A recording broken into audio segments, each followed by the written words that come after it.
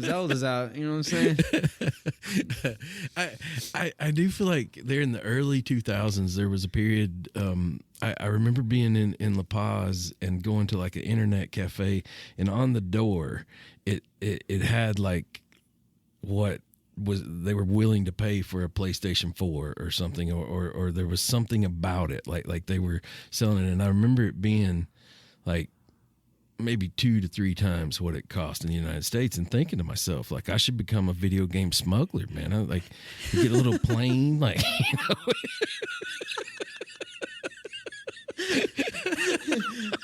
All right, we're at 10,000 feet. We're gonna drop to 5. Open the door, latch the chute, push it out.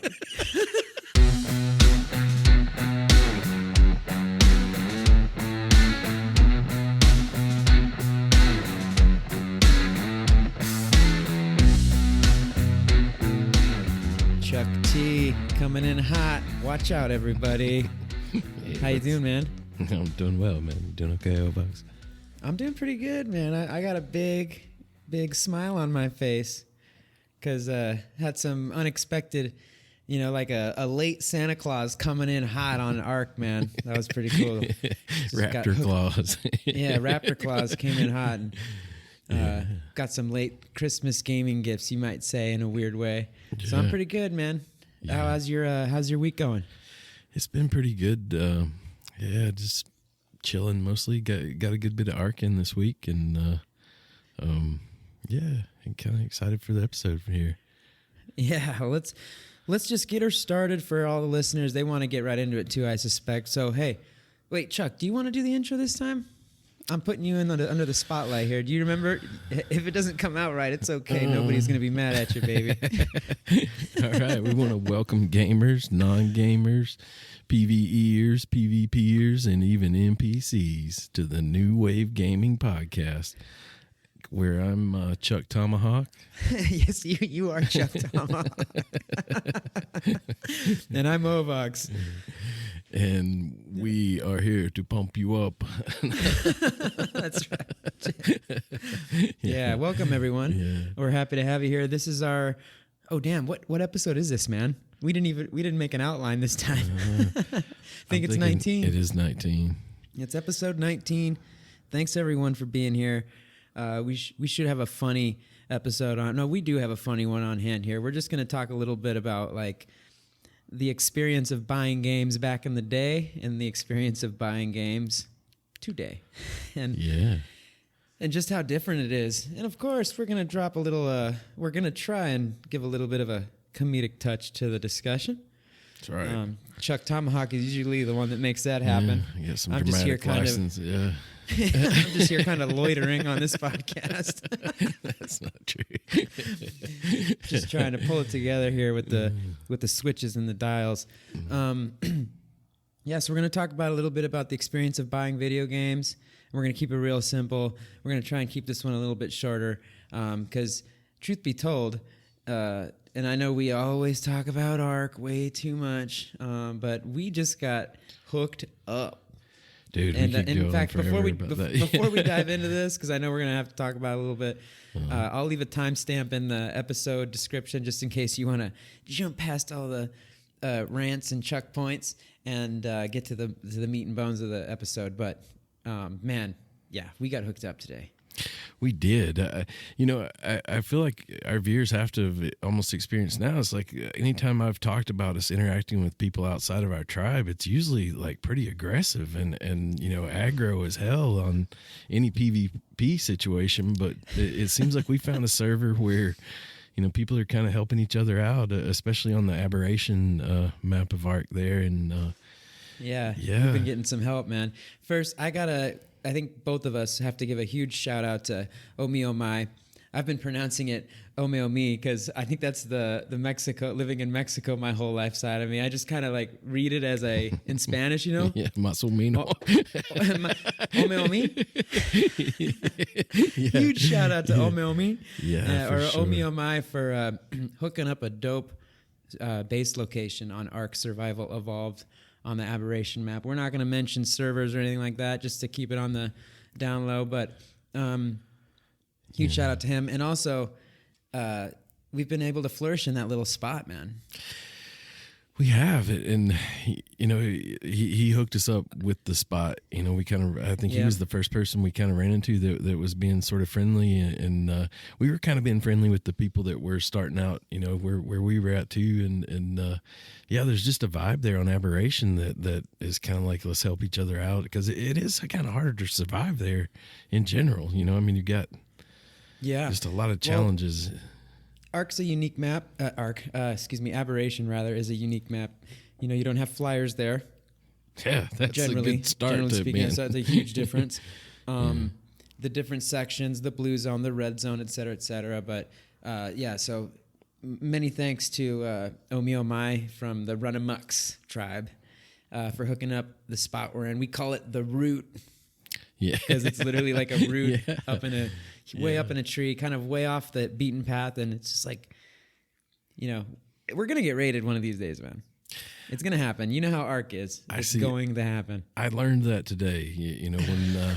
When I saw the elaborate bases that had also been raided. It just and also how much stuff you could possibly have. Just the scale and perspective of it, just nearly, it makes me think. I had a false sense of security where we were at up, in the route. Yeah, man. When you see some of what these alpha tribes are capable of putting together. Yeah. And for our listeners, like, there's a dino that you can get in this game that pretty much serves as a turret. Like instead of having bullets, it shoots almost like porcupine spikes. And I've been breeding a bunch of those, and just sort of, just thinking to myself, how can anyone survive this, kind of thing. And because most of the tactics I know for raiding bases, you couldn't soak them essentially, and, but after what I saw today, and then you gotta make sure they got saddles and all that for the little armor boost. Some of them didn't have saddles, so we lost a couple. We lost a Volanosaur. That's what they're called, those Volanosaurs. And there was a potential raid in action, but I think we kind of like shut that down pretty successfully. Yeah. And then also. Got to give a huge, hold on, let me pull, he's got a unique gamer name here, and I didn't ask him his real name, of course, but got to give a huge shout out to IFTNR for, dude, like the biggest hookup I've ever experienced in my Ark gaming life, Like, dude, I got to be honest, I remember, playing Ark for the first time, and, you're in your, let's just call it your initial month of playing the game, and you're experiencing it. And listeners, if you haven't played Ark Survival Evolved and you're into survival games, definitely Chuck and I have talked about it a million times over here. You're probably sick of hearing about it, but check it out. Anyways, in all of my life on that game, every now and then someone's nice. And every now and then, and especially if you're playing on official servers, which is what probably most players do when they're just experiencing the game for the first time. And then you discover unofficial servers and you never go back, right? It's like you got to play on there. But anyways, I remember once somebody gave me a couple of turrets, regular automated turrets, like 7, I think, and I just remember being like, damn, man, whoa, my life has changed. This game is just freak, so happy, like a little kid with a new toy. Yeah. And then after today, I got a little bug there stuck in my throat. After today, man, I've never experienced a hookup like today. No. And for me, I don't know that I've had anyone be super nice before. Usually, being nice for me has been not killing me when they had the opportunity to. I let you live, and So here's your stuff back. Yeah, again, super thanks to those guys, and. I saw things that I didn't know existed in the game, and I feel like I know a lot about that game. I'm in the thousands of hours, I think, probably at this point, of playing it, and I didn't Yep. realize some of those things even existed. And yeah. Oh, dude, yeah. Anyone that is familiar with ARC, like you'll get this, but IFTNR and the Trailer Arc Boys, awesome tribe name. Thank you, tons. A huge shout out to you guys for the hookup. They basically like they're just an alpha tribe as far as I'm concerned on a couple of maps there, and they were basically just like, we're done playing. Here's all of our stuff. Yeah. And if you've played Ark before and you understand the dynamics of an alpha tribe, you know just about how much stuff we got. So it was just like, well, and what's crazy is they had been rated. Like I think it could have even been more stuff. I think and even what's left is would have taken us months. yeah, like us, you and myself, with like jobs and stuff. Like I mean, and it's not that they don't or whatever. Like, but I think they've just been on much longer than we have, a couple of months more, and put some work into it. And it is an unofficial. Oh, sorry, I got the burps here. It is an unofficial boosted server, so you can get far much more done and tamed and collected, etc., built up than on an official. But still, yeah. I mean, we're talking. I had 600,000 on me, and then he mentioned 1.7 million in like the vaults or in the dedicated vaults. So what, like 2 million or more bullets ready to go. Yeah, and that takes forever to grind out, man. Yeah, like for our viewers' perspective, 2 that million would, advanced rifle bullets, man. It usually takes. I can probably make about 12,000 a day. Like if I really work at it, on this server, like I might make about 12,000 bullets. Like far as if I just started with nothing, and went and got the resources to get it done, and it would take. I would say, and that's not just instantly. Like I'd still have to wait for things to process and be refined. Like I'd have to wait for wood to be turned into charcoal and, different resources to be refined down. You gotta grind down the rocks with the flint to make the spark powder, and then you gotta mix it with the gun with the charcoal to make gunpowder. And I would say you gotta go and mine all the metal, melt it down. And then crafting them also takes, that doesn't happen instantly. It's sort of a timed thing. So, yeah, I mean, you're looking at just wait time on those things. Like I would say, at least 6 hours to get those 12,000 bullets. So, yeah, Yeah, I don't know that I fully understood it till I just thought it through like that. You're looking at the dedicated storage thing, and there's just like a number on there, and it says like 609337. What does this mean? Oh, just 600,000 rounds. You guys can have them for your turrets. It's like, oh. Huh. I'm just like looking at Chuck in game. Yeah. Oh, yeah, that's exciting. I'm excited to see where we go with it. And we hope to get some of our former tribe mates involved. And it's almost like I'm drunk with power already, though. It's like I think about what like, what do I do now? Go start threatening other players. Like, oh, dude, you got to tell them what you told me earlier in the chat. That made me laugh so hard, man. It's what we're going to start selling bullets or something like that, and we're either going to buy them or we're going to use them on you. No, that was funny too. But Tomahawk is all of a sudden he's like, So should we start talking shit? I know, it's so unlike me too. Should I call someone out in the chat? Yeah, it's so fun. Because we're usually the pair, like we're both like super friendly there. Like we pull up on someone, it's like, hello, I'm friendly, And if things get aggressive, then we'll go into PvP mode. Yeah, and do what we got to do. But like Chuck's just like completely out of character for me. He's all like, should I start talking shit? It's like, now I can back it up. Like I'm gonna start, this is like we got a couple of gigas with over 400 melee. Let's go. Yeah.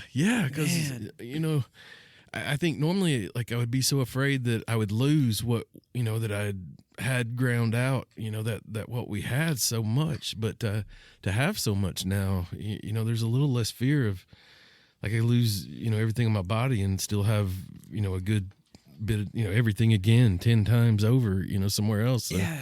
Seems like in that game you can reach a point where, unless you get literally like foundation wiped, like just completely wiped off the map, you get to a point of power where even if you get raided, there's still so much there. Like, I mean, remember when we went, he's like, yeah, we'll just merge and you can have everything. You can just have this. And he, gave us everything. He joined it and just ceded it all to us. And I remember walking up, you were there too, dude. We both walked up to one of his turret towers and we were like, you got raided? What? Yeah. It's like, so anyways. Wow. Man, Wow. yeah, Yeah. I know. We're still kind of good stuff. Good stuff. I hope we go like in really positive directions with it, and I'm excited to see where that goes. I know one thing I want to do is maybe try to go after a void wyvern, right outside our door there in the one new spot. Like, Oh yeah, on Genesis too. So, oh man, not it's to almost like a continue tech on with this, but wyvern, like that's out there somewhere waiting. can for you us. get those? Are you able to tame those? Yeah, you can. Yeah, I've watched a video of it a while back. I don't remember the mechanics exactly, but yeah. Well, we're gonna have to get one then. I mean, I don't know if there's anything left we can get. Like, we almost I feel like we beat the game already. Like, we're in end game now. Yeah, We went from like mid game status to end game with all the stuff we got now. So I think now we just got to find a victim. Yeah, Raiden, I think, is our next move to some degree. Yeah, Oh man. yeah, maybe find those people that were trying to raid us today. That might. Yeah, or maybe we can like avenge the trailer arc boys. We'll see. Yeah, We'll get after it. yeah, but yeah, it's fun to share that with our listeners. I think you can probably tell it's been a good day on Ark, and yeah, it's fun. It's gonna be hard not to go right back to it after we're done recording. Like, you want to go? Let's go look at those new juicy tames that we got. I know that'll be fun. It's gonna be fun just to look at this stuff in the vaults and like not even like, just, oh, look at that. Yeah. Anyways, yeah, something that happens to Ovox and I both is like you end up in like you're just kind of thinking about what you're gonna do next in this game, and you end up just kind of running around in circles looking at everything. I think I've got a few hours of that ahead of me. I wanna like say no, that's not true, but it's definitely true. And I mean, and I don't know if you ever experienced this, but you feel like you've gotten a lot done in the game. Everything's like gas is filled, turrets are loaded, tames are imprinted, everything's like good, and you just kind of like sit back there for a moment, just running around, looking at everything, like admiring what you've worked on and got done. Yeah. Well, yeah. It feels good, but it's like I say that this is so much stuff. You almost start thinking like maybe we should start a bank or something like where we sell bullets. Yeah, start loaning tames or something. Yeah, or selling eggs. Yeah, like the stories we heard from last week we were talking about like in Eve where the guy created a bank and all sorts of things. I don't know that the structure's there in this game, but you could almost do it. And it sounds like the admins on the server we're on are going to start doing something like that. So we'll see what happens. Yeah. But I think our next move has got to be just getting familiar with our new surroundings and learning the ropes. Like with everything, where everything's at, and just being prepared. Yeah. Hopefully we'll get some more tribe mates because it's going to be hard as a duo. For sure. Yeah. So, Chuck, buying video games, man. What do you got for us? You got anything like you want to start off with before we dive into what it's like these days buying video games and what it was like back in the day when we were youngsters? That I think right there you hit on it. Like what for you. When do you remember buying your first video game and how did you sort of acquire it? Like, do you remember? I feel like probably, maybe for each of us, maybe our first ones might have been a gift as a kid or something. But because for me, I had an allowance at some point, and then I started mowing some yards and things like that. When did I just do you think allowances even exist these days? Is that a thing still? I don't know. I had one that was about You $5 18-year-old at listener, some point. did you have an allowance? I remember getting $5 a week, son, and when I was like, under 10 years old or whatever, around that age or so, I would say I was raking in just a little bit of, just a little bit of spending money. And then, there were projects. I had to mow the yard. That was just part of my regular duties as, being a kid there at the house, getting to breathe and being allowed to breathe in that space. But yeah, you could. So you rake in that allowance money, save up, and then you go buy yourself a video game? Yeah. Or maybe you got some money as a gift, or something even for, like your birthday, and you kind of got to go spend it. Do you remember kind of a first experience of that? Yeah, certainly do. My first experiences were also in the form of Christmases and birthdays. I think I sent you that picture of me getting a Game Boy, the original Game Boy. I must have been about 4, perhaps. It must have been around 1991 or 1992. And it's just one of those old Kodak color developed pictures of me, super stoked. That face, dude, that typical classic face. And that was the Game Boy, and I remember getting with it Tetris, and I think it was Super Mario Land. Uh-huh. It wasn't Mario World. I think it was Mario Land because it was on the Game Boy, and it was black and obviously the Game Boy it was like a grayscale or something like that. I don't remember, but that was the very first one I remember getting. But yeah, that was a Christmas scenario.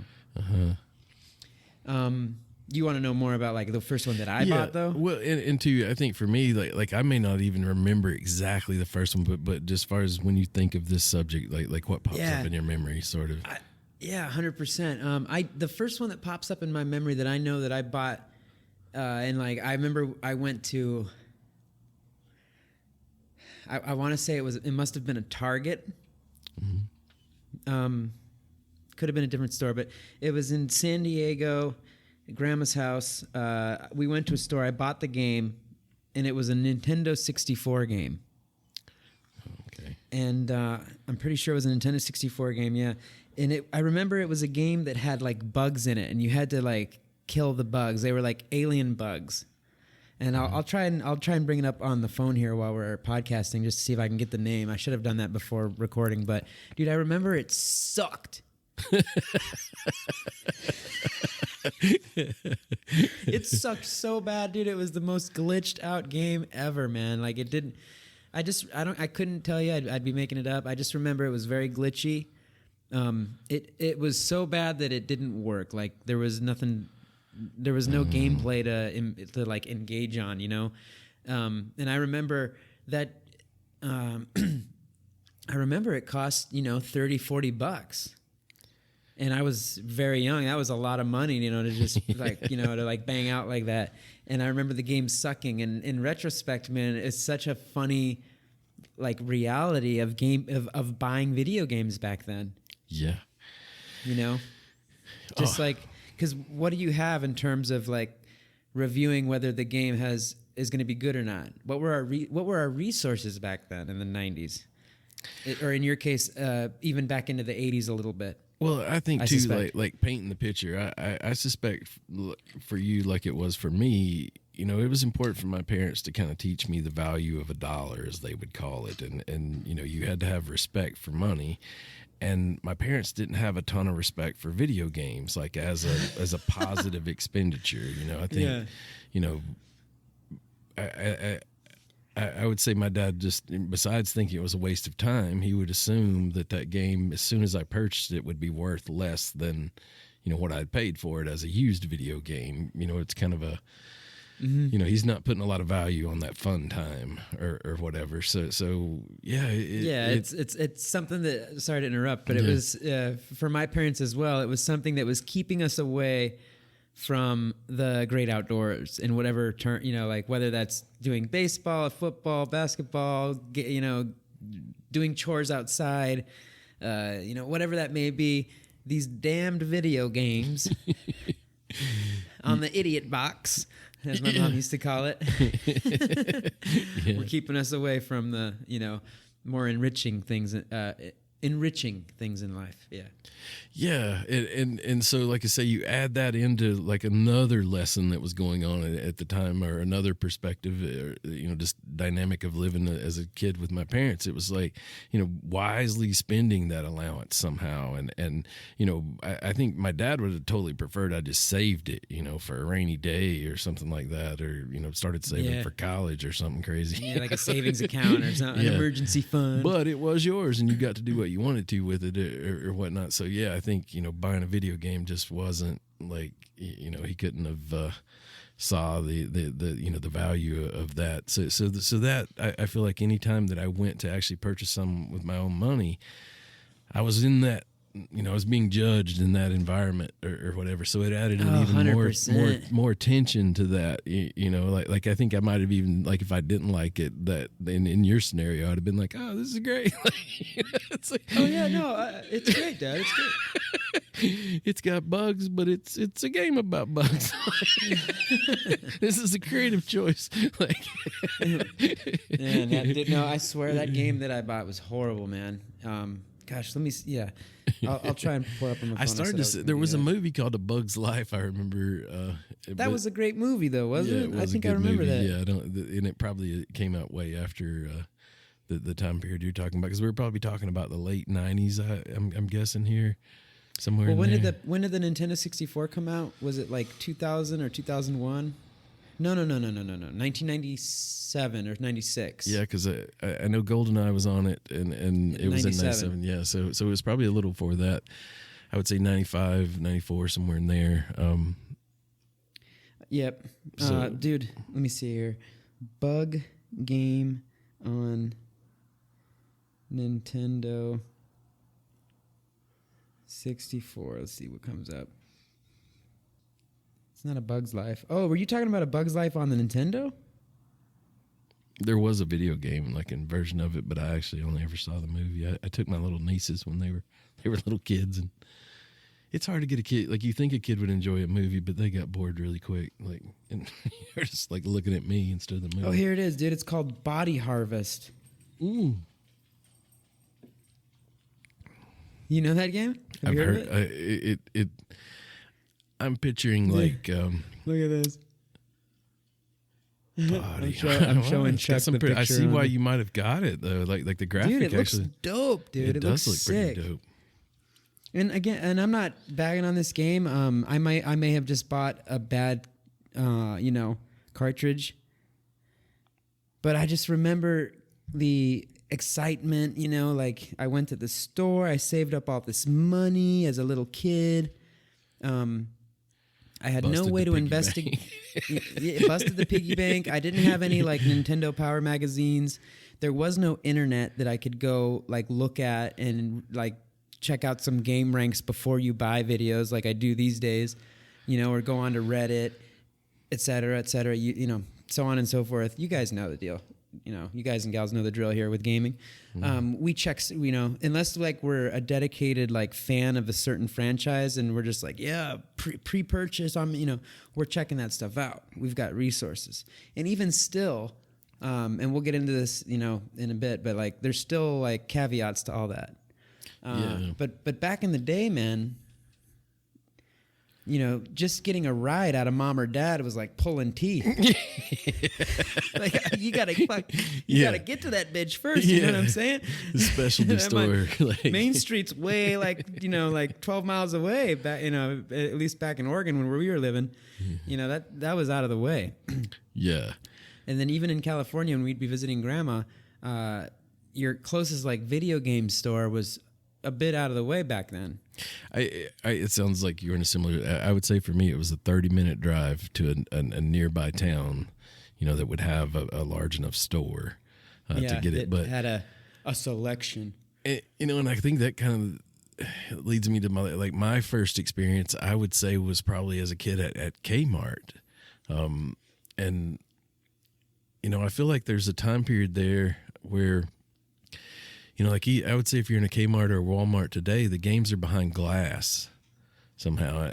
And yep. I want to say back in these days, they weren't behind glass, but they had this big old plastic thing on them. Like you couldn't you couldn't like put them in your pants or something because like almost how CDs were closed were sold. You're right, dude. Like it was in that thing, you know, and you could thumb through them or whatever, and you were able to look at the box at least, because you know once the glass comes up, like even though the box art in the back, like it kind of takes, like you got to go get a guy like with the key and like, you know, have him get the game out. And I always felt like awkwardly obligated to buy it. Like once I was like, hey man, can you let me in the case over here? And like, you know, they kind of like, and you look at the back and you're like, nah, no thanks.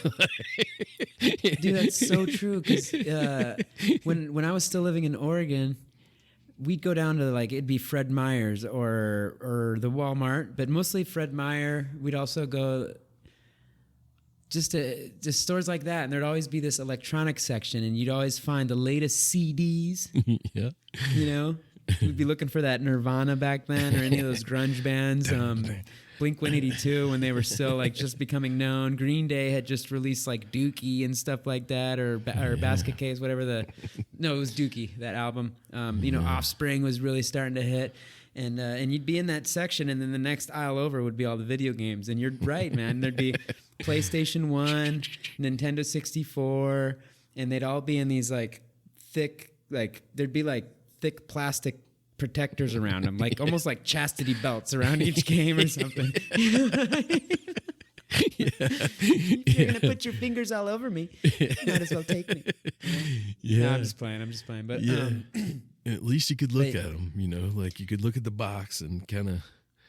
But that I mean, that's kind of what's the point we're kind of getting at here, is that, man, all you really could do is read the box, and that's all you could go off of.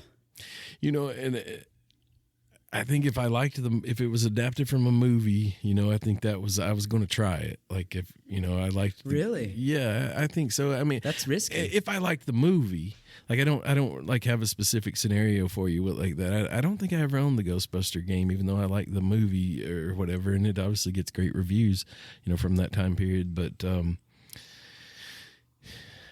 I would say too, I was a little willy-nilly about it. Like I just wanted a game. I think, and like you're talking about, once I got my grandma or whoever to take me there, like I was probably going to follow through with something, you know, even because a lot of times you get there and they wouldn't have what you wanted, you know. Dude, 75% of the time. Yeah, so you had to make a choice. Like you know, I was going to get something, you know, but you also weren't going to throw your money away either. Like, you know. Yeah, so, it's like you went there for the Teenage Mutant Ninja Turtle game. But because you know you've been hearing about it, like little Timmy next door happened to get it. That's how you end up with Battletoads. Even though I love Battletoads, it's my favorite game. I always felt like it was the poor man's Ninja Turtle. No, dude, that game has its own. Yeah, it's legendary status for me. But like, I would always get there and like they wouldn't have what I wanted. You know, I might have saw it in the JCPenney wish book or something, you know, knew it existed and you know, like would go there for it. And I think you should touch on that, Chuck, because that goes back even a generation before myself of when you'd see these things in these retail catalog magazines that people would get in the mail. Yeah. I think Sears had one, and also JCPenney. I can't remember if Toys R Us had one. Toys R Us would have more like a something that would come in the newspaper, like a circular that you know kind of listed games that they had on sale and that kind of thing. But you know, I think I probably mentioned it in another episode. But around Christmas time, they would put out the you know pre-Christmas catalog, and it would have these games in the JCPenney wish book, and like it. You knew, you know, what you were getting yourself into there. And our local JCPenney wouldn't have a lot in stock. Like you know, these were typically more like you had to order them. But at that time period, I would kind of use that to know what it was maybe, and it might even have like a little bit of description. You know, it would show a big picture of it, and in that picture it would have letters by each item, and then down below it you would like a little code. Yeah, you would. No, I've seen it like you're talking about, but as best as I remember, it was just like it'd be like, you know, H, and you could see the front of the game box, and then down by H it would say, you know, Ms. Pac-Man, like, it would kind of describe price and so on and so forth. Yeah, exactly. Yeah. And so that was like some information you would get about them. And then so when I was at Kmart, I would be kind of looking through that, and I think there was always kind of a bargain bin sort of game. Like you could tell how well a game did too. Like if it ended up in there, it was always kind of like it didn't do well, kind of thing. Well, but I think like, man, that's just it's crazy to think about, because today we just pull that up on our phone anywhere. Anytime, man. I could be on the throne. I could be ordering some tacos. I could be, at the gym, whatever. And at any moment, if the doubt comes into my mind, or like, oh yeah, what about that, that so and so game coming out, and I can go and find out anything, or as much as I need to, on the internet immediately on hand. It's true. But like back, like you just said, like back then, you get that Sears catalog, and it's all printed. It's in a magazine or like in a newspaper format. The reliability of it making to your porch or getting it in your own hands is, there's something to do there. You have to make that kind of happen. It's not just in your pocket. You can't pull it right out. That little, like in the catalog example, like you said, it'll be a little letter. You go down to the bottom, it says Mrs. Pac-Man. You might get a couple of more lines of description, and then that's it. That's what you know about the game. Yeah. There wasn't really a place to go for critiques or ratings or expectations or how it's going to do, how they expect it to do. You couldn't find any of that. You may be able to get the respective company's magazine. Like I remember Nintendo Power being very popular back in the day. And I know all the other companies had their own variations of magazines. But I think that usually, for the most part, kind of tended towards like, once the game had released, they would make these magazines with like tips and tricks and, like guides and et cetera, et cetera. It wasn't really like, about games that were going to come out. When it came to games that were going to come out or games that you didn't get yet, I mean, all you really had to go to were hopefully seeing the commercials on TV. And right? Because back then we had cable TV or switch antenna TV, and you just cross your, like whenever a video game commercial would come on, it would always be like, oh. Yeah.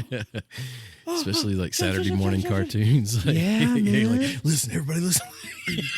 Be quiet. Be quiet. Oh, Dad, please, I want that for Christmas, please. My birthday's coming up, please. Whatever. It's just so different back then. Well, and I guess once it's released, you kind of have word of mouth, like your friends. Like if somebody has one, or especially if you get a chance to play it, you might have the fact that you'd played it at the arcade, and this was a port from the arcade. Like there were just more as like the years went by on the ground, like levels of intel, like at that time. Schoolyard intel, man. Schoolyard intel. Yeah, it's the word on the street. It was out there, and the word of mouth. It's kind of all you could really go for. The word by the tetherball is. Boys behind the cafeteria are telling me some, Yeah, I haven't. Dude, but that was another thing. Oh, sorry to jump on you there, but that was another really dope thing about video games back in the day that I probably suspect does not happen anymore, was like, you'd build a little collection of games, especially like if you're in the middle class, kind of range of household. You didn't have a like big old massive collection, you'd have your little stash, and you'd really enjoy like, lining them up or anything in alphabetical order, your little game cartridges. And then in the schoolyard, we've kind of touched on this before, Chuck. You'd get your friends, you'd be like, hey, so, what video games did Santa bring you, man? And you'd come to arrangements like, all right, well, as soon as you beat that, and as soon as I beat this, let's, I'll lend you Zelda Ocarina of Time. You lend me GoldenEye. We'll make the trade for about a month, and then we'll get back. And dude, like very serious handshake deals would take place, by the swing sets. Yeah, that You know? video game black market there, Dude. And like, you know, I Underground trade. remember fist fights, you know, when games wouldn't be returned, like little you know, elementary style fist fights. Kids would start, you know, throwing chingazos, as they say down here in Mexico.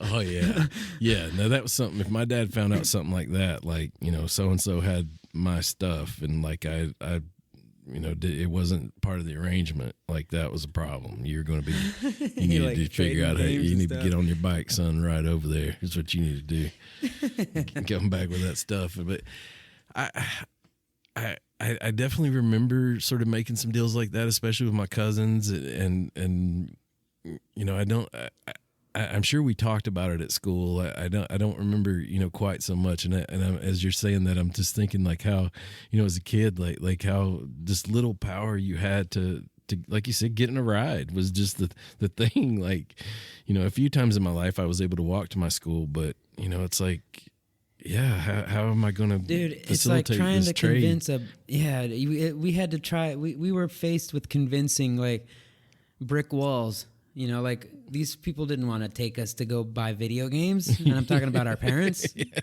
We love them so. Yeah. But they're like, no, man, this is like, we're talking 80s, 90s. Video games were not what they are today. You know, there weren't content creators making money on YouTube just off playing video games. It was a different world. So it was like pulling tooth and nail to try and just to get the like, all right, let's head over there. And I think 30 minutes or whatever, you know. Like. Well, and I think our parents would try to put it in perspective of like something maybe they like trends or fads, like, you know, say the hula hoop or something that they, you know, had briefly been obsessed with and didn't realize that, you know, it was sort of going to be a continuing thing. And, you know, lo and behold, here we are doing a podcast about it, you know, as full-grown adults. So take that. With what are you wearing there, Chuck? With what are those camouflage full-grown adults with what are those? Right. Camo sweatpants, like the ultimate freaking redneck accoutrement to your wardrobe there. Accoutre what? I'm just kidding. I'm just kidding. Well, man. So I have an interesting, I want to say proposition, but just story from when I was a kid. At one point, the Radio Shack in our town started selling video games, and not only did they sell video games, they sold used video games. There was kind of this. I started to say older guy, but I imagine he's probably about our age now, or, you know, close to my age now at the time. And he ran the Radio Shack, and he had a son that was in our school that was maybe a few grades behind me, so I didn't know him personally or whatever. But no, because that's like a lot back then as a kid. Yeah, when you're a kid, another kid that's a few grades behind. Yeah, he was a kid. Like, it's like, okay, man, get back of the line.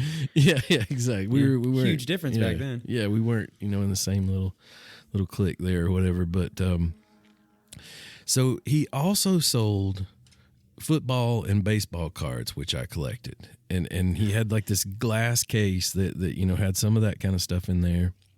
So much nostalgia. And he also had video games, and the used ones, they were also in a glass case, so it wasn't as bad as so much like having to go get the guy with the key at the Walmart. But you know, you just simply pointed to it and asked him to pull it out, and he would show it to you. And he also played video games and worked on computers in the back of the store, so you know, he was a source of information about the game, like whether or not it was that good or not. But he was also a businessman. And, you know, I necessarily wasn't. I was pretty, I don't know, I've always, I think a lot of people have, you know, different relationships to money. I've always been really free with it. If I had it, you know, it went pretty quick. Like I had to, you know, kind of force myself to hold on to it, you know, if I was saving up for something big. And so I remember being in a scenario where I had a Joe Montana rookie card. But you got to realize, what did you do? No, but hear me out. Joe started in, I would say, 1981, and this is probably around 85 or 6, I would say, somewhere in there. And so the story's not been told. We don't know, he's not, throwing the immaculate reception yet. Or no, I guess that's the Pittsburgh pass. But there's like this one that he throws to Chris Collinsworth that you always see, against the Cowboys. Like that hasn't happened yet. Like so Okay. but he's good. It's obvious he's going to be a Hall of Famer and that kind of thing. And the card's only a few years old, so it probably came in a pack of gum, but now it's worth $14 or maybe about a video game, I would say, somewhere in there. So I don't remember the exact specifics, but I traded a Joe Montana rookie card for Super Dodgeball. And I loved Super Dodgeball. Like don't get me wrong. And I want to say like another questionable game, that is lost to history at this point. I don't even remember. It was just a filler, like for the trade or whatever. Yeah, I'll take that too. Yeah, yeah, and I remember like throughout my life, like I've gone through different periods where I thought, wow, that was dumb. If I'd have held on to that, this card would be worth this amount of money now. And like, if you go on eBay now, I don't remember any of the condition to it. And I can tell you I was a kid, so I probably, had handled it like a lunatic and messed up the corners and stuff. Like I probably had it in a little sleeve, but I hadn't handled it like with white gloves exactly. So it wouldn't, get rated really high and card, They well, who knows, man? They have this system like where they rate them like up to 10, I think, and it's all about like how centered it is, like even things that would have been out of my control. But so I don't know, how well it would turn out, but I would say now it probably would be worth around $1,200. But I also think like if maybe I had kept that Super Dodgeball game new in box, sealed, and had it on the internet today, it would be maybe $100. I think you can get like, a used cartridge that may not work or something for like $10 or something. But like, if I don't know about that. We'd have to see. I want to say like I say, as much as you would expect that Joe Montana card to have been taken care of, if I had taken that same care with that new game, I would say in 1992, I would only been able to sell it for less than it originally cost. But I would say now, at this point, it would also be worth some money. So it's almost like throughout time, both of those things have sort of, evolved. It's still not a good deal. Like, I just don't have any idea what a rookie Joe Montana card could possibly be. And it's not worth bringing up necessarily right now, but you traded video games you traded trinkets for video games. I did that once. I did that once too, man, and it was a bad idea. I remember I traded a very, very old, I should have made this trade. I feel bad about it today because it was a gift from my great grandmother, and like my family always used to tell me, you don't gift gifts. Mm-hmm. And I can see where that's generally like, yeah, you don't gift gifts, but like there's occasions where I guess it could fly. It depends. But anyways, I remember having this camera. It was a film camera, one of the, and it was an old school one, like one that today a lot of camera, photographers and all that stuff, they look for these types of cameras. Yeah, you know what I mean? For the like, artisticness of it and the thing. Yeah, because they're so vintage and they take a unique style of picture, so on and so forth.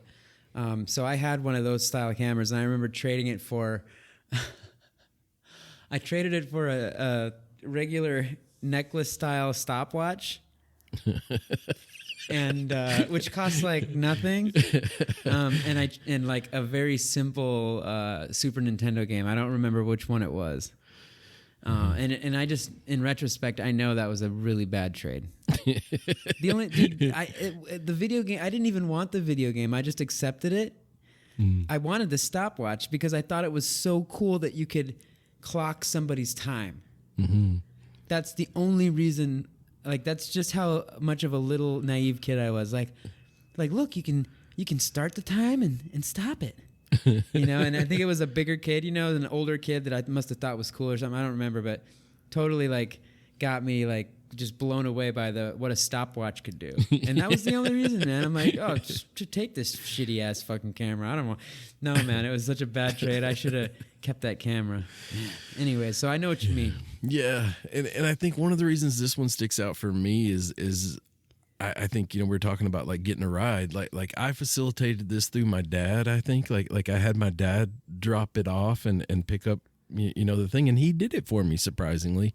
But it I remember feeling judged, sort of like by what I was doing or whatever. But they were mine, to do with as I willed or whatever. I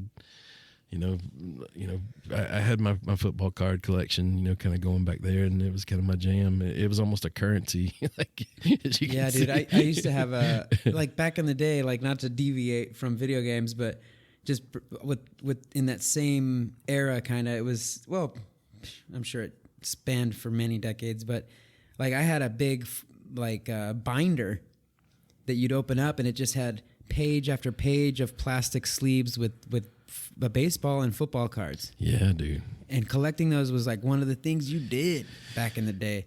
Yeah. And then I had another set of binders that had all Pogs. And then I had another set of binders that had all slammers, which would be thick plastic slammers, saw blade slammers, metal, like the thick metal ones, different sizes and cuts for different types of Pog flipping. Dude, I loved Pogs. I was a Pog See, savage. I missed that. That was just a little bit, I was a little bit too old, I think, when that was going on. Like, yeah, having binders of compact discs with all your music. Definitely had that. You order them from the BMG magazines, man. So you had to get all this 10 stuff for from a magazines, penny. man. Yeah, you couldn't just pull it up on an app. Yeah. Oh man. No, So those are good memories. they're great memories. But do you have anything else before we kind of fast forward a little bit? Because, I mean, it seems to me like, well, I should let you answer that question before I just keep babbling on. You got anything else? No. Yeah. This older era of video games? Oh, Chuck, do you know what the very first video game was that was ever commercially sold? And we're talking anything like including arcade cabinets and all that. Anything. The very first video game ever sold. Listeners, if you know the answer to this, well, I was going to say let us know, but I don't know where you would let us know. You can hit us up and we'll shout you out if you know the answer. What the very first video game? No, because you're just going to go and Google it, listeners. I know how y'all are. We see. We're just going to go. We see you. You're already Googling it right now. Yeah. Now, how about this? Let us know what your very, very first video game was that you ever purchased, the farthest back that you can remember. Doesn't matter what kind of platform or so on and so forth. Just let us know what the very first video game you ever bought was, and we'll shout you out here on the podcast on the next episode. Yeah. Hit us up at ovoxandchuk@gmail.com. We'll leave the email in the description, but yeah, let us know. That would be cool to see what y'all were getting after way back in the day. I feel like someone out there gave blood for a video game somewhere. Yeah, take it. A little bit of plasma.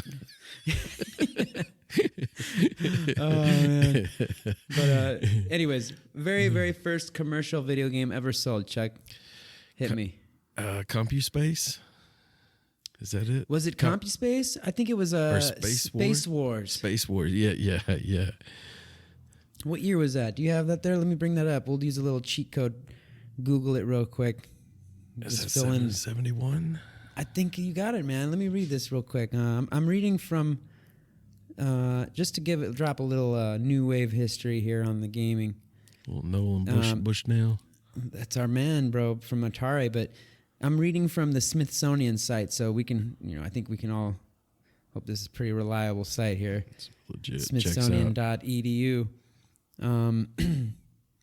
So, again, this isn't the very first video game. It's just the very first commercially sold, as far as we could find in our research. It says here, a creative young entrepreneur named Nolan Bushnell remembered playing Space War during his years as a student at the University of Utah. Okay, so it was Space War then that those MIT students put together. Uh-huh. I believe so. Yeah, and it looks like he played it when he was in university. So, he was in the University of Utah, played Space War that was created in the 60s by those MIT students, those three dudes. Sorry, I'm losing it here. So Bushnell began to think of ways that the game could be retailed. Bushnell had past experience with amusement park arcades and had witnessed firsthand the popularity of pinball machines. He believed that Space War would make a successful coin-operated machine. So, and I'm still reading from the article here. In 1971, Nutting Associates, a coin-op device manufacturer, released Bushnell's idea as computer space. So you were kind of right, man. Yeah, okay. CompuSpace, that's fair enough. Computer space, yeah. However, while Space War had been an enjoyable game, computer space proved too complex for the casual game player to understand quickly. The changes that were required to convert the two-player Space War to a one-player game made computer space frustratingly difficult for those who did learn how to play. Though computer space was a flop, Bushnell still believed that coin-operated video games could be successful after seeing a demonstration of... I don't need to go on there, but I do remember that even though it was kind of like a flop, I think he sold 100,000 units or something more. Like, it wasn't a complete failure. He did make some dough. No, for some reason the number that's coming to mind was like 8,000 of them or something. But I don't think they were cheap. Like they were a pretty good sized machine there, and I think it was profitable what he did.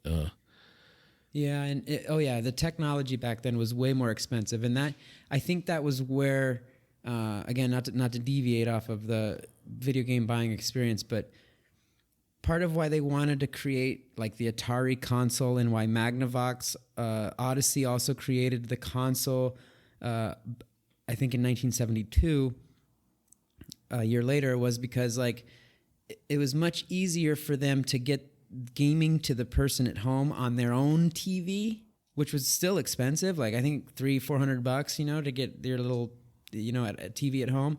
But that was much more feasible. Here's your own video game console for your own TV than them getting these units that I think were literally over $10,000. Yeah, I think it had like a vector screen on it, and it was like $15,000, and man, it looks. Like one of the takeaways I had of those videos, actually, like when it showed him kind of playing it there at like MIT, even though it's small, like it looked pretty interesting to me. like it's in black and white. Did you see the size of the controllers?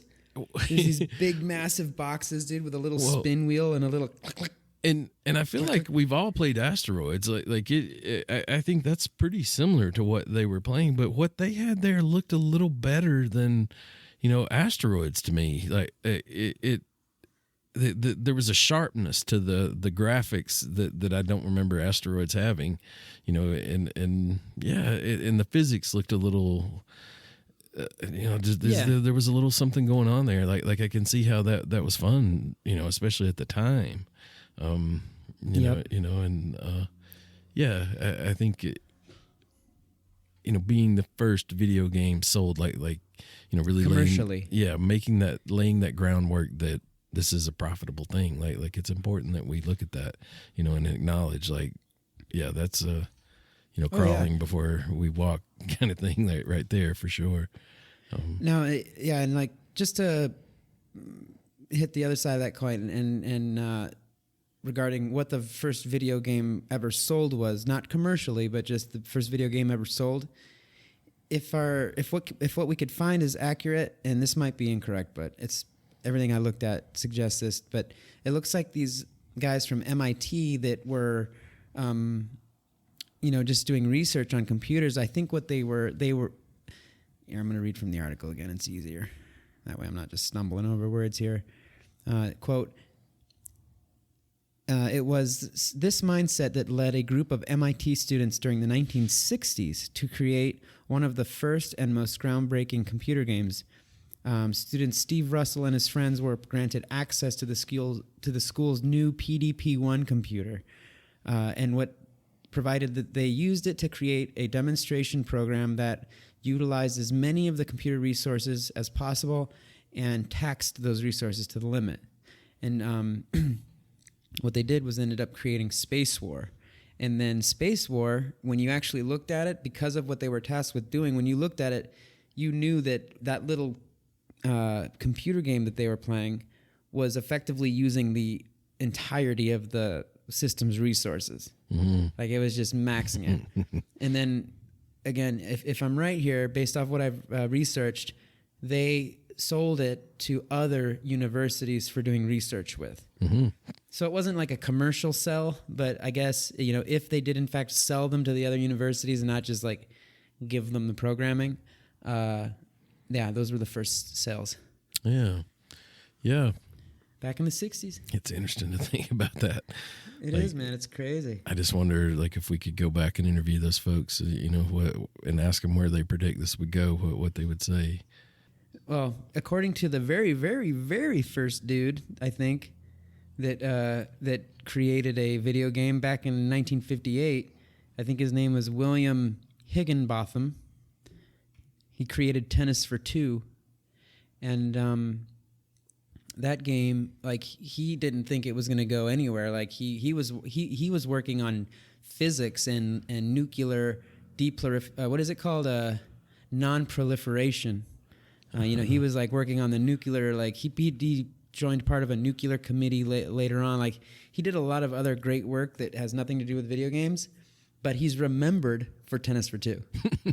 Yeah, it sounded like they had like a computer that was designed to predict the trajectory of missiles or projectiles, and they used it to make a tennis game. Oh, look at this! Wait a minute. Yeah, and that's when you see that box I was describing with the clicker and the wheel. Yeah, it was actually on Tennis for Two, man. It was just like a click, just this huge box, just with a big like metal, like, old school push button. It's so funny. Like, you can see all this too. The ball looked good, I thought. Like in that, I remember from that video just thinking, it looked fairly realistic how the way it was bouncing. Not so much the picture of the ball, like there were no shadows or anything like I would think of in a version of that today. But the ball.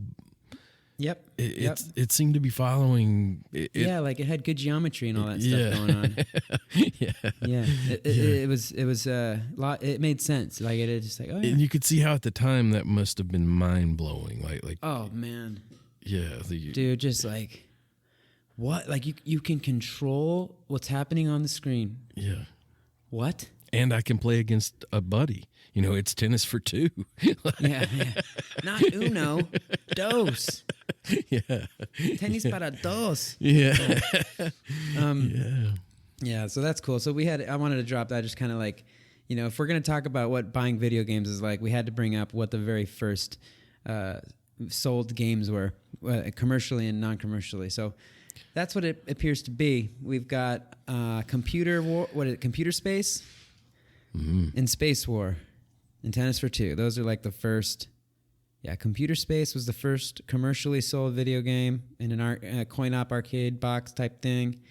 And then, I don't know, I guess we could say that the Magnavox Odyssey was the first console game sold commercially. They were selling games. But the first game ever sold was the Space War from those guys at MIT. Okay, so fast forward a little bit. It seems like the sale of video games and the purchasing experience kind of maintained itself for a long time, kind of like without any real grandiose changes up until the internet age, when things started going online. And you could actually start looking at, like, you could go to websites and look at cheats, tips, comments. Like, there were definitely a lot of like cheat code websites. I remember going to them all the time. I remember getting Grand Theft Auto 3 for the first time and going to like, www.cheatcodes.com. And then, like, you could find all the cheats for accessing all the weapons, God mode and stuff. And those websites would also include commentary, critiques, reviews. So that started to kind of help a little bit in terms of like getting an idea of buying of what you were going to get into if you were going to buy so-and-so game. But that's really it. At least as far as I can remember, you still had to go to the store, look at the box, and I don't, at least on my part, Chuck, I don't know about you, but describing that experience of having uncertainty, the game being a mystery, saving up for it, convincing your parents to take you, et cetera, et cetera. All of that, in describing it, I don't mean to describe it as a negative thing. I actually really enjoyed all of that build up. Yeah. Yeah. You know? I feel like for me, like I said, it kind of started out at a Kmart, and there was I was trading things there at the Radio Shack, and probably Walmart eventually came to our town, and then it became a period like you would go to the mall and there would be a toy store in there called KB Toys, I think was one of them. And that would be a place to get games. And then I want to say Toys R Us would typically be detached from the mall, but it might be like in the same, same parking lot area. And it had this huge video game wall where you'd have the box it wouldn't be there, but they would have a printed copy of it, and you would get like a slip. Yeah, you're for right, the game. Dude. Yeah, Dude, you're so. Oh you my had to gosh, go to you the. just totally reminded me of. Remember the little like video game jail that they had there, like where it was a person's job to kind of be in this little area, and you went up and handed them that slip.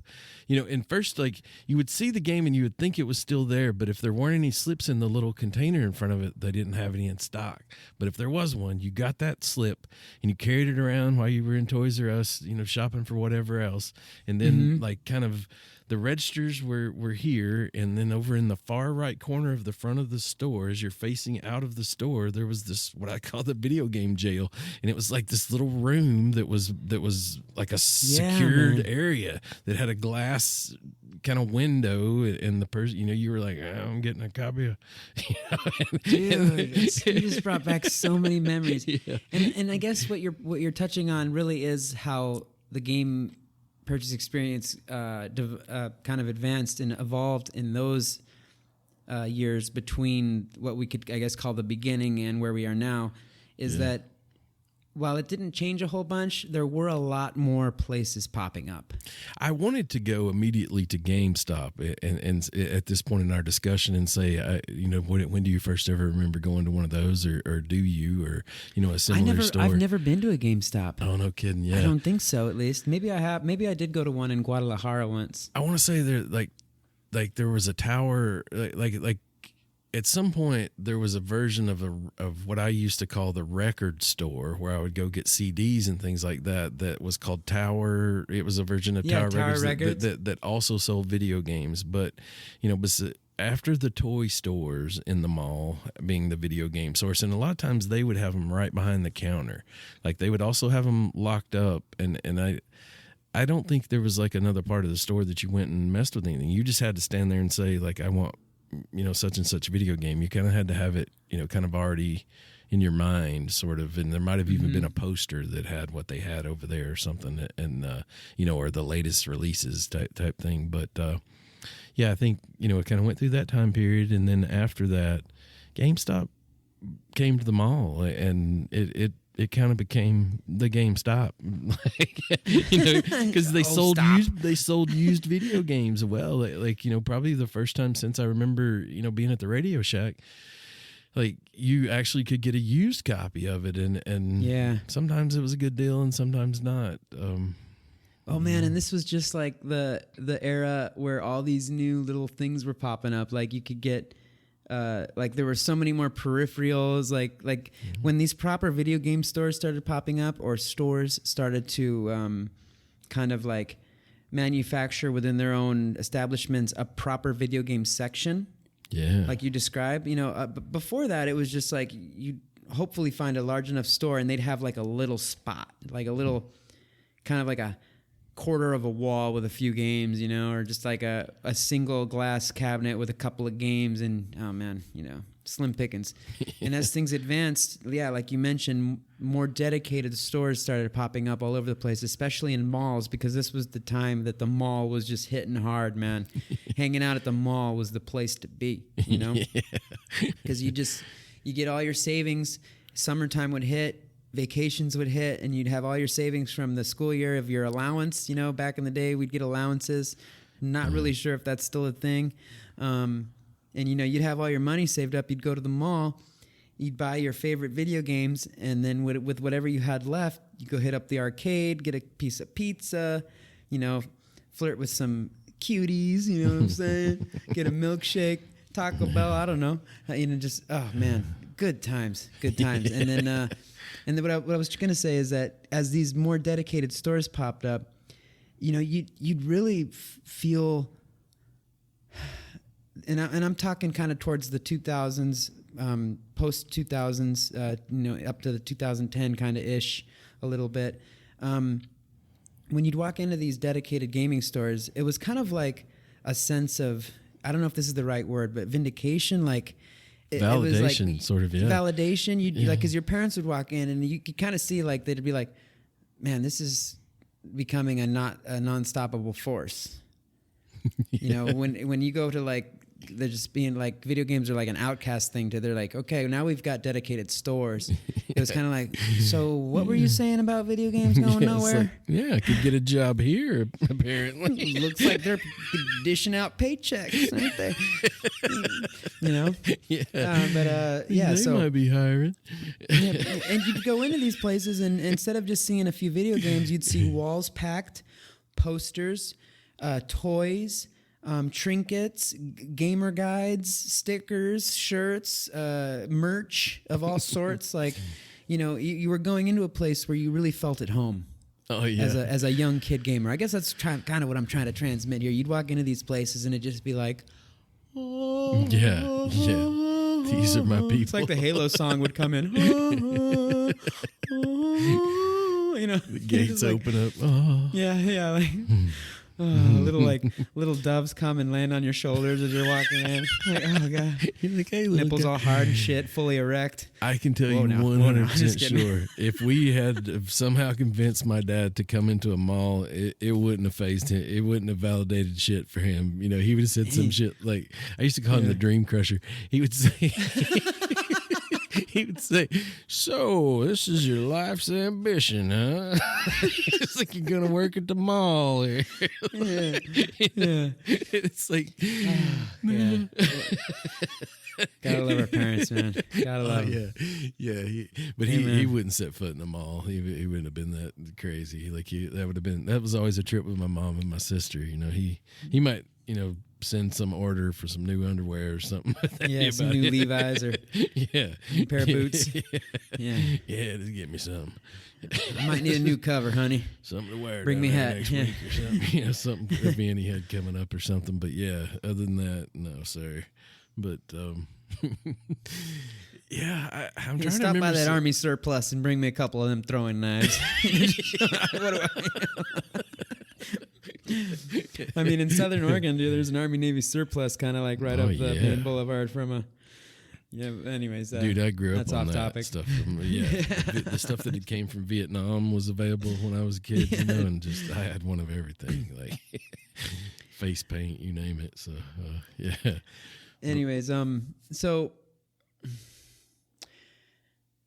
I'm sure there's going to be some things here that we skip or gloss over or don't give enough attention that would count as evolutions in the video game purchasing experience. But I know we certainly haven't experienced all of that stuff. But what would be the next kind of like evolution in your memory, Chuck, of like going like an evolution in the sense where you went, well, this is different?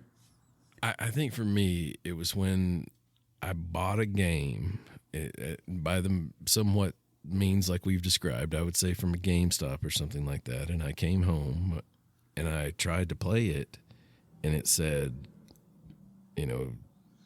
this needs to be downloaded before you can play. And dun, dun, dun. I'm like, what the? And say it. You might have heard me talk about like we have a farm that has a cabin on it that doesn't have internet at this time period. So I've like brought this over to there, like kind of spending a weekend, doing a lot of things outside, but at night and rainy days, I'm gonna play this video game and I can't play it. Like I'm putting it in, but it ain't working.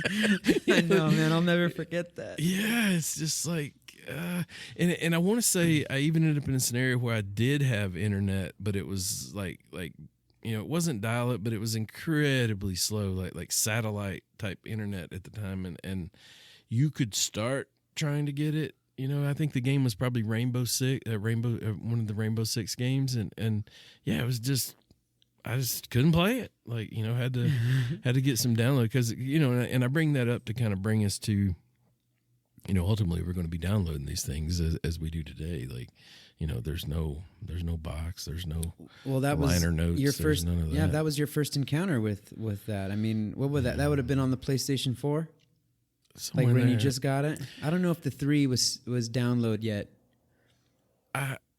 I would have said 3, but it's not super clear. I It think must have been on the 4, like right when it just came out. You must have had that 4 lined up. It even or gets something. muddier too, because it's like a year or two later they'd have the slim version of the last generation console, and I bought a lot of those too. Like that kind of. So I don't have that memory super clear in my mind, but I just remember being like, well, okay, gotta take that back over to mom and dad's house and where the internet exists, yeah, and man. see if I can Absolutely.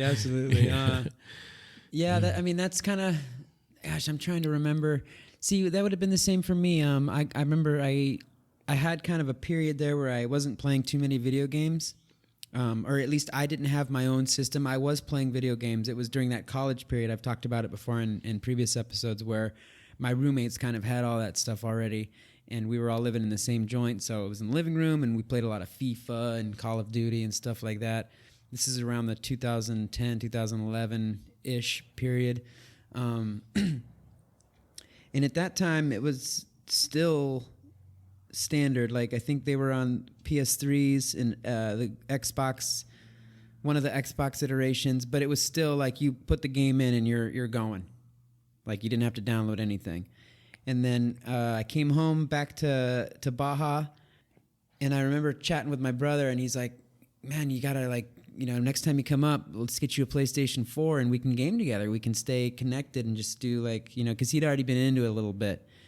And that was still really like a new concept to me, to just be able to so easily put headphones on and use a regular internet connection to connect with someone somewhere else in the world. And he was telling me about the PlayStation party chats and stuff. And, and I was just kind of like, all right, that sounds great. And I remember I went to Oregon, went to Walmart, experienced that feeling, but as an adult now with adult money. And I went in and I bought a PlayStation 4 and I bought a couple of games. And I remember I bought some games, but somebody lent me Battlefield 1. Or they sold it to me for a very cheap price. That's right. Someone in Oregon sold me their Battlefield 1. And I got back to Mexico, and that was the first time I experienced that too. I put the CD in and I had to download it. And it took forever, dude. It took forever. That's something certainly new that we never had to deal with before. Yeah. Just downloading the game. Like, why do you have to download the game? Now I enjoy it more. We can talk about that too. But that first time, I'll never forget it. It took forever. Well, it was like a 60 something or 80 something gigabyte download, and on my horrible internet here, that's like they say it's 10 megabytes, which is like nothing compared to what some people. What's your megabytes? Like 500 or some crazy shit. I think it's 1 gig. Like holy shit, yeah. So I got 10 megas, but when the rubber meets the road, and I look at my download speed as I'm downloading something, and this is to date. Like if I started downloading right now, for example, it's like 1.2 megabytes per second. Wow, it's horrible, man. Yeah, it's amazing. So it takes a whole night for me to download a game. Yeah, that is frustrating. That it does seem to perform pretty well though, like when you're playing Warzone and whatnot. Yeah, as long as I turn everything else off. Even just to record this podcast and have a good solid connection with you all the way over there in Tennessee, I got to turn everything off. You're like, all right, Grandma, we're turning off the oxygen for a little while here. No, not that. Just the internet stuff. You'll be all right. Take a deep breath. Take a couple deep breaths. Here we go. No, I'm just kidding. That's funny. I'll turn this fan off. Oh my goodness. But yeah, man, I'll never forget that. And that really was just that right there for me, at least in my video gaming experience, was a paradigm shift. It was a real step forward. Like things changed. Yeah. I was thinking earlier, even how, and when these things change, like the next generation, I don't know ultimately that they're ever going to know what it, like you talked just now about buying a used video game. And I'm thinking about the nuances of that. Like I know one thing that you probably did was you opened that thing up, you stuck your finger down into that middle of that CD, and you turned it over and looked at it, like to see how. Oh my gosh, dude! Yes, just to make sure it was new, or like because they'd be like great quality, semi-new. And oh man, dude, that's so true. Fuck, dude. Yeah, I mean, is buying used video games even a thing anymore? That's what I'm saying, and that's one of the things that a quiet way that they're making more money off us than they used to. That market when we solely download these games, that market doesn't exist. Like I can't. It's gonna come, Chuck. I know you still like to buy hard CDs too, in a kind of a collector fashion, but there's gonna be a day, man, when these manufacturers, they're just gonna be like, we're done. The numbers aren't there. It's a numbers game. There's gonna be a point where the numbers don't add up, and they're just gonna be like, it's probably a greener practice, I would say too. Yeah. For the environment, like. Yeah, you're right about that. Yeah. I suppose less plastic, certainly. And whatever kind of techie-related minerals that they're probably expropriating from some third world country at slave labor wages. Yeah, you're right about that, man. Yeah.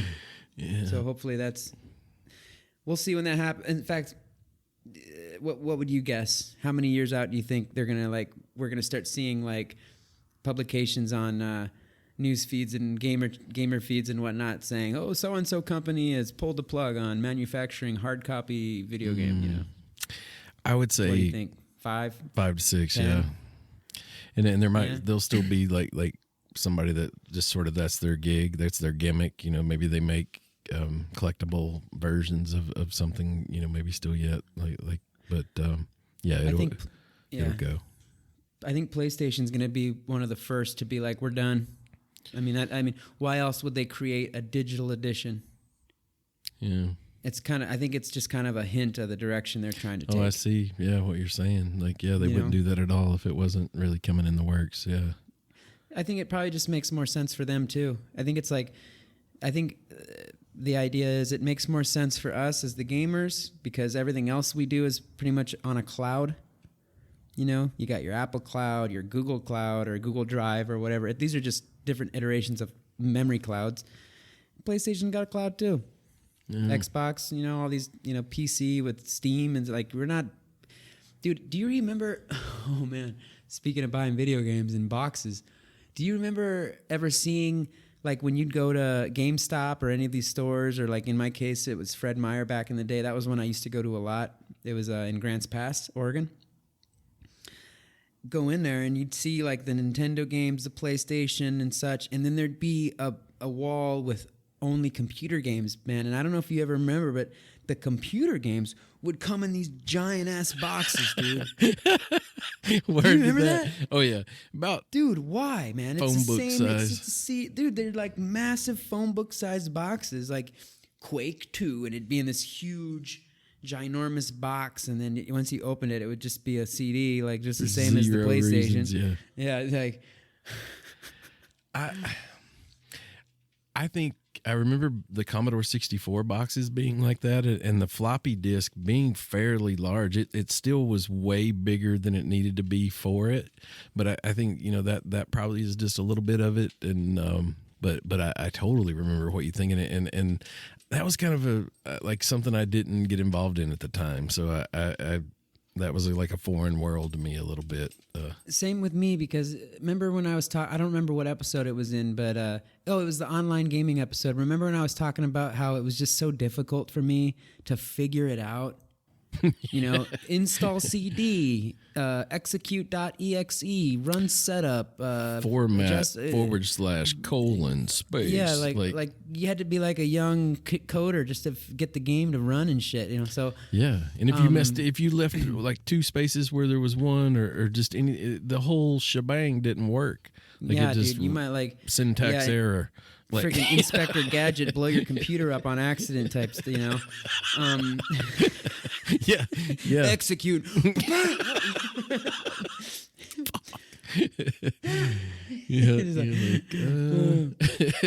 yeah, man. But so yeah, I kind of same here. I didn't want to have anything to do with PC games back in the day. Like it wasn't until more recent times that PC gaming is kind of like, some would argue that like if you're gonna game on a PC, like for frames and just control and stuff like that, and customization, etc.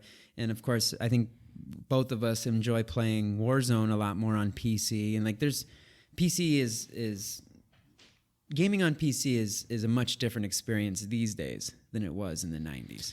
Believe you me. It is, dear listener. Tell you what. So if as a gamer, if you're in a place where you can have a little bit of all those things and experience them, that's a true delight.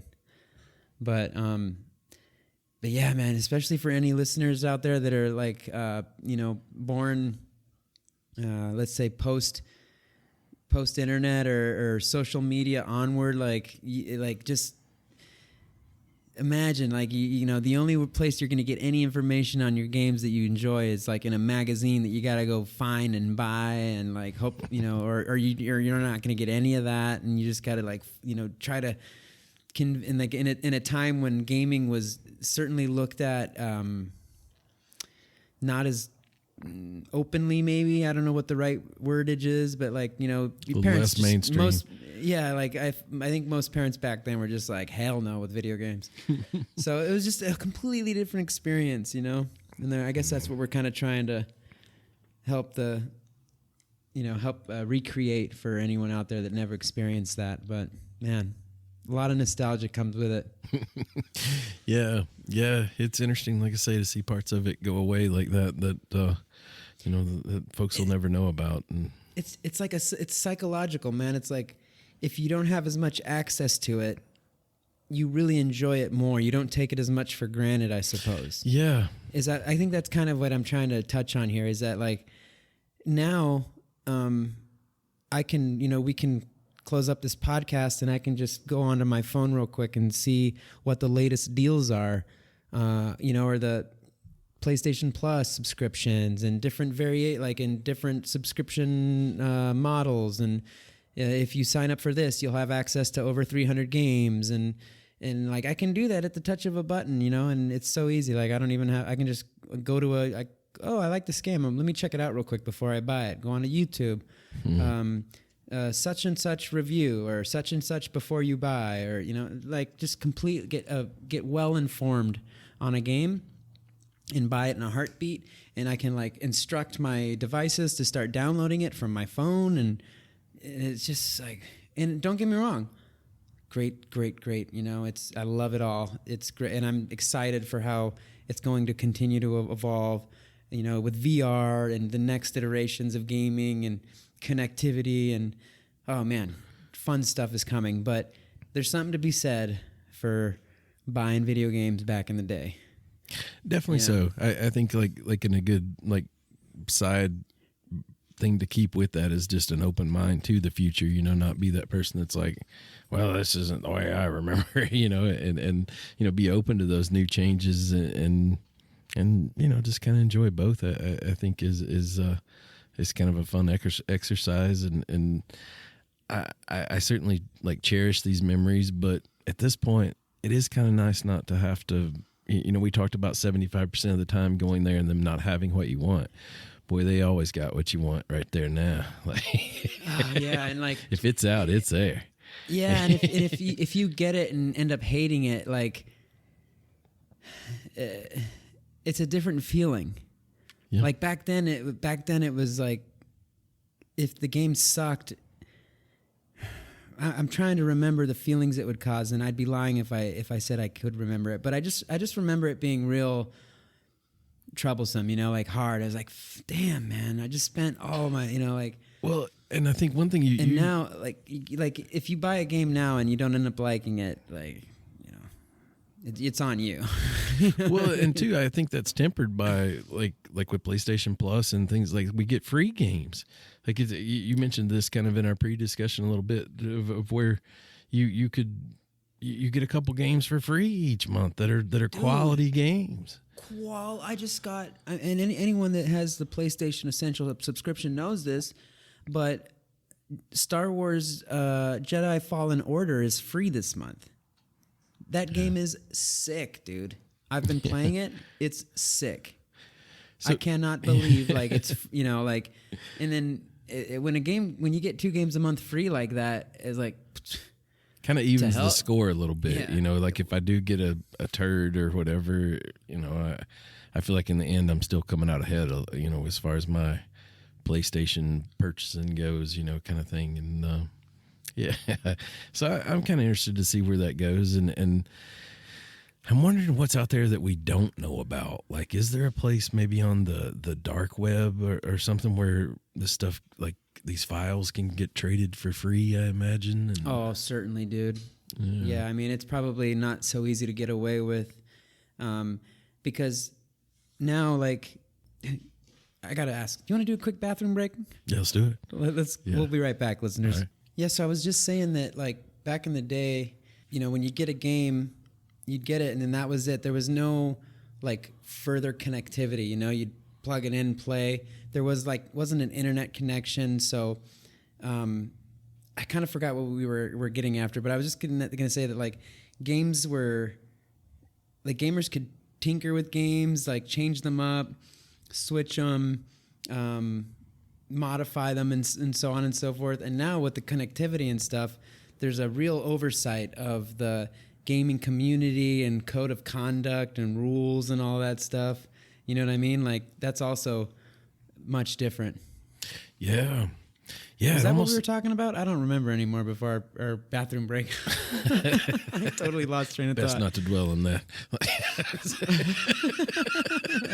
Listeners right now are like, what the hell is Ovox talking about?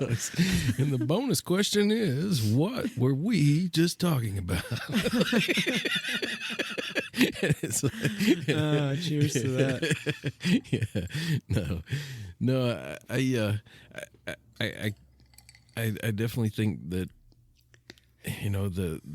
the changes that have happened are probably for the best, and it's going to be interesting to kind of see where that goes. I think, like, far as in the timeline of our discussion, we're kind of at the point where we are now, where every game, even if I did go buy the CD or the disc or whatever, I would still have a ton of downloading to do and continually have to do throughout the game. There's updates constantly. That's a huge point, Chuck, what you just mentioned, because maybe that's what I was trying to touch on here before I totally lost my groove. Like, you'd get a game, and if it was bad, it was bad, and if it was a flop, it was a flop. And that was it. But now with games being just consistently connected, and we also touched on that in our last episode about online gaming, is that if a game to an extent has these issues that are really complicating the experience and creating a negative impact on the consumer and sales, etc., they can come in, program a patch or a DLC or whatever, an update, upload it into the system, and then to even be able to continue to playing that game that you purchased, you have to download the patch, the update, and it'll go in and fix something. Yeah. That was never feasible before. Like, you couldn't just have all the 100,000 units of, I don't know, freaking, the second Zelda game or whatever on Nintendo, have them shipped back, little kids out there across the nation, send that bitch back. We're going to fix it. And then we'll send it back to you again. It's going to take 3 weeks. Regular postage. No. You pay for, No, wait. What if they sent out the Nintendo soldering kit and fix it your damn self, Timmy. And sent you a little microchip. Like, would you want to get a little screwdriver, take these 4 little bolts out on the back here, and you see that motherboard? Open the cartridge up, look on the back. You see that little square where there's nothing there? Yeah, we forgot to add that one. Here you go. You can throw it in there. So what you do is Screw her back up. plug this hot iron into the wall. Get permission from your parents.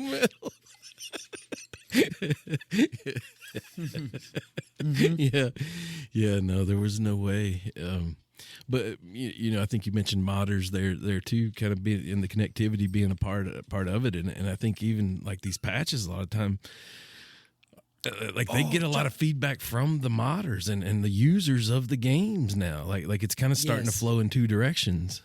I just remembered what we were talking about before we had to hit the bathroom. There you go. We were talking about kind of like hackers and copying games. I think you brought up like if games the dark are web or something. The dark web and copying. That's what we were talking about.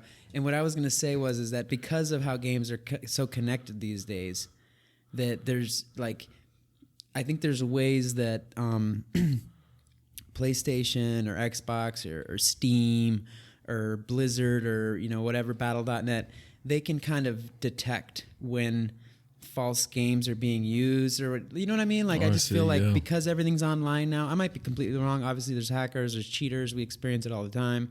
I'm sure games are getting copied and sold illegally. Oh yeah.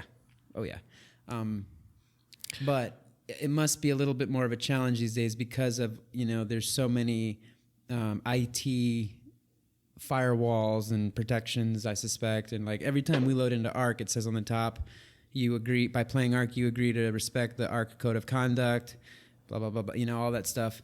So, back in the day, it was a lot, it was a lot easier to just take a PlayStation CD, burn that mofo, and then, sell it, wherever. Yeah. Yeah. I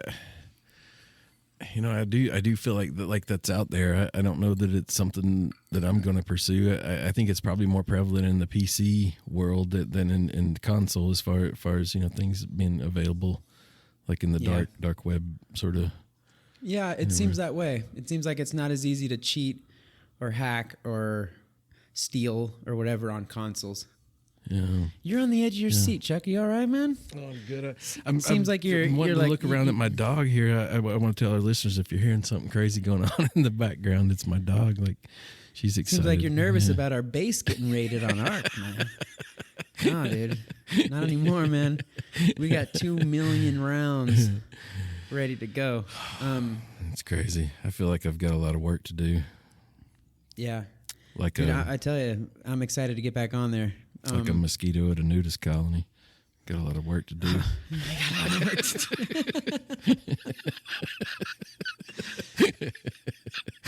So, what else, Chuck? Is there anything that we're missing in regards to this topic?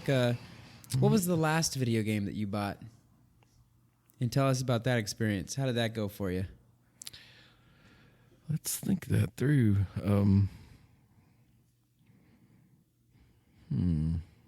Probably was. Did you end up getting? What would it have been? It must have been one of these recent games we've been playing together. What have we played recently on the PS? It's like almost everything on the PS5 has been transferred over from the PS4. So it's probably going back to Steam.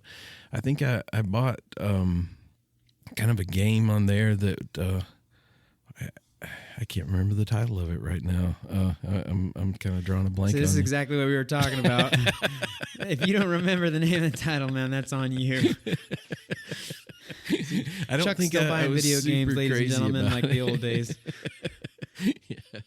That's a nice picture. Purchase. Oh, it probably was. It was what goes with Warzone, Modern Warfare 2. I probably bought that off of Battle.net. So you went for the full version. Yeah, what goes with Warzone 2? That would have been awesome, man. Yeah. The last game I bought was Elden Ring. Hmm? Yeah, and it's been real fun. Yeah. Right on. Well, you got anything else in the notes or anything like that? I know you had a couple of items jotted down.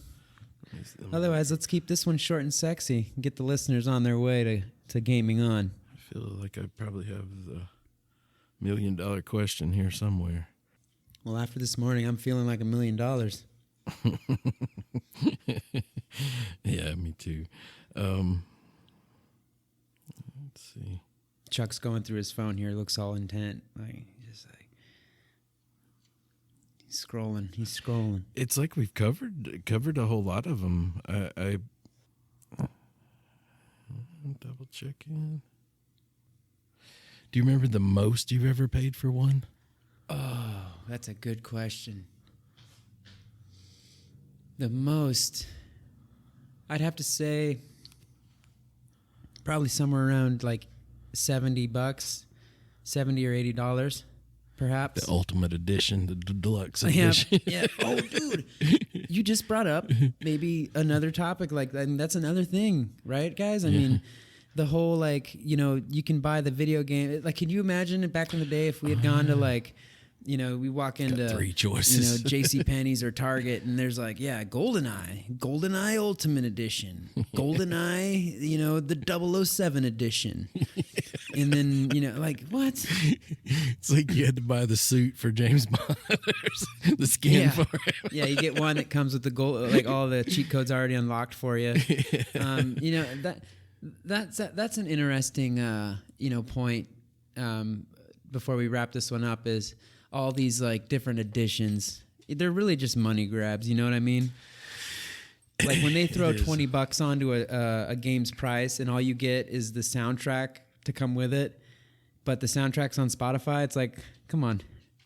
I see skins a lot of times, and maybe like a weapon or two here or there, involved in it. And I think if it's like my favorite game, or something like I could see like if there was like some of this retro Battletoads game that came out, or some collector's edition of that definitely, like, I'm a fanboy in that situation. But as far as like ultimately, is it worth it? As far as my experience on FIFA, if I got the Ultimate Edition, so I had a few extra skins and things here and there, like so I can have an afro while I'm yeah. Yeah. I think I'm okay. So that's definitely a new aspect to buying games these days, is how you can get different packs and editions. And also, what was the other thing I was going to mention? Like DLCs and on Ark there was the season pass. So you buy the base game and you get the base maps, and then if you bought the season pass, you'd get Aberration, Extinction, and stuff like that. There was something else I was going to mention. Yeah, a lot of them do have a season pass, like kind of the battle pass that we get in Fortnite had something very similar, I think. And yep. Yeah, I feel like we've covered it really well. One thing I'm interested in, I think our listeners would be too. Can you think of any sort of like unique to Mexico sort of like video game buying experience? As far as how it goes the prices are in pesos. The availability, it's. I feel like it's pretty similar now to now that it's all online. Yeah. And my PlayStation account's set up in the U.S., so I see the same stuff you do there, and everything is in dollars. But when I buy stuff on Steam, it's all in pesos, and it's definitely priced differently. I feel like games are cheaper down here, which is strange because, So I remember buying Zelda, the Ocarina of Time, down here in Mexico, and I remember it being so expensive, man. It was so expensive. I think it was like $100 or something, like, definitely at least $20 or $40 more than in the U.S. And dude, talk about convincing your parents to take you to give you a ride. We'd have to go all the way to Cabo or all the way to La Paz, like, you know what I'm saying? Yeah. Like an hour or 2 hours. And this is back when there was only one lane on the freeway. And that bitch was like a long anaconda snake. You're just like off-camber turns and like goats and shit. Yeah, like you basically had to like try and find a spot in the suburban. Like if the folks were going to do a grocery run or a supply run, you kind of had to like there's a spot left in that bourbon so I can get in there and get a ride down so I can, Zelda's out. You know what I'm saying?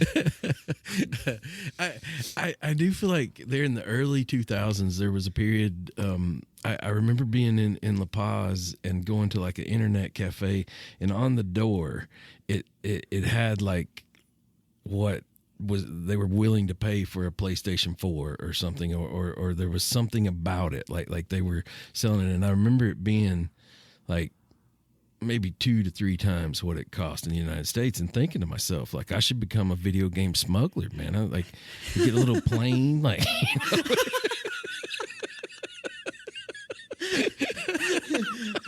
All right, we're at 10,000 feet. We're going to drop to 5. Open the door, latch the chute, push it out. Or just like we're out in the desert down there with the little makeshift airport. I'm like, all right, Ovox, we're coming in like, over the border. There was a time period, I think, like you say, like it actually, it's almost like if it was there, it was brought from the United States, like by hand, so it was kind of like it was a premium for that service by hand. I get to see a bunch of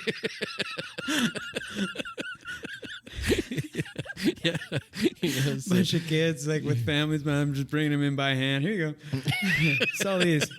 Man. Yeah. Gosh, man, and that's why it's funny in retrospect to look at Steam now, just here at my laptop in my living room, and just go like, oh wow, Rust is super cheap, or Ark was super cheap because I bought it on PC as well.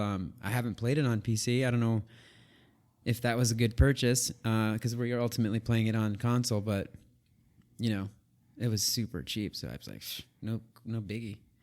Yeah, I think that's almost like one of the flip sides of like how we're nostalgic for those things, like the availability for the rest of the world. Like you got to think, all through the rest of the world, like South America, like there's probably similar stories playing out in different decades where the availability has become, and now it's like we're kind of all on the same page, kind of feeling it. You're right, man. Yeah. I'm glad you asked that particular question because I had completely forgotten about like that experience when I got Zelda: The Ocarina of Time, or when I got Metal Gear Solid 2 for the first time. Oh man, what a game!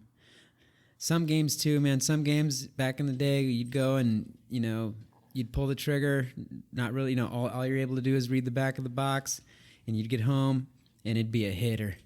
It'd be a hitter, man. You're just like Ocarina of Time, GoldenEye 007, Star Fox 64, Metal Gear Solid 2, Siphon Filter, all the Driver. Driver was so much fun. God, I love that game. Whew, man, and you just get back and it'd be a hitter. But now, you just download them in a heartbeat. Yeah. So, and again, like I think there's something to be said there about there's I don't know if y'all can hear that in the background. There's like a car drive. You know how down here in Mexico, just random cars will drive by with announcement speakers, just announcing some random stuff. Yeah, with like tortillas, like you tortilla, or like the guy that comes by with the bread. Yeah. El panadero con el pan, el panadero con el pan. The bread man with the bread. The bread I've man with the bread. Seen all of it. There's the dude with the kitchen supplies too that always impresses me. Like he's got guy come by buying scrap metal. Like a broom. So if you heard that, listeners, apologies. It sounds like he's gone now, but that's ambiance right there, brother. Yeah. So what I was getting at is just the taking it for grantedness. If there was a lot to that time when you'd have to, go through true feats just to get a video game and not, and it's a coin toss. Yeah. So it's a blessing to be able to game the way we do today. That's all I get, and that's all I have to say about that. That's a mic drop moment. Right Well, I don't want to drop this mic. You know what I'm saying? No, sir. Here, let me just drop my phone a little bit. There we go. The Q2U. Yeah. Anyways. Man, it's been fun to talk about for sure. Yeah, this has been a good one. So I think we should wrap it up, Chuck, before it gets too long. There's not a whole bunch more to say. Listeners, if you get a moment, just hit us up, whether it's on through a review on Apple Podcasts. That would actually be super helpful, because at the same time you're helping the algorithm get the podcast out there. But if you want to leave a review with the first game you've ever played, ever purchased, whether it was good or bad, let us know, and we'll definitely read it here on the podcast and give you a shout out. And thank you all just for listening, joining us. This is our 19th episode. We're getting close to 20, and we'll be back in 2 weeks with some fresh materials. Oh, and that's another thing. If there's any topics you would be interested in us kind of diving into, what we like to talk about and the topics we touch on. So shoot it our way, maybe via an email. That's ovoxandchuk@gmail.com, ovoxandchuk@gmail.com. We also have a Facebook page. I think that's facebook.com/New Wave Gaming Podcast. All one word. And you can hit us up there, follow us, like us, reach out to us. Yeah. And Chuck, you got anything for these awesome folks? Yeah, I just hope everybody has a good couple weeks, and love everyone, and we'll see you soon. Yeah, thanks everyone. Chuck, thank you. And those are some savage camouflage pants you got there. Baby. might have to Amazon me a couple of them this way. Might get arrested for being a flex offender over here. All right, everyone. Thank you. See you in the next one.